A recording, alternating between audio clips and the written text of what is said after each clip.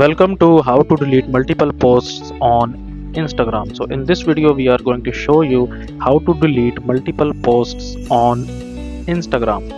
But before start of this video, I want you guys to like this video and subscribe to my YouTube channel.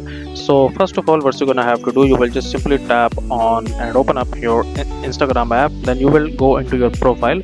Make sure that you are in your Instagram profile, and then you will tap on these three lines at the top right here.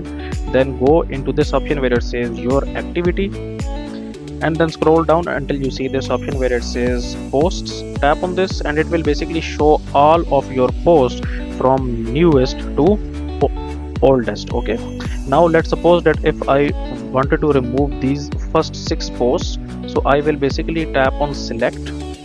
Then I will select these 6 posts, and here you can see we have delete option. When I tap on delete option, it will remove these 6 posts from my profile. So that's it for this video, guys. If you find this video useful, kindly like this video and subscribe to my channel, and I will meet you in the next video.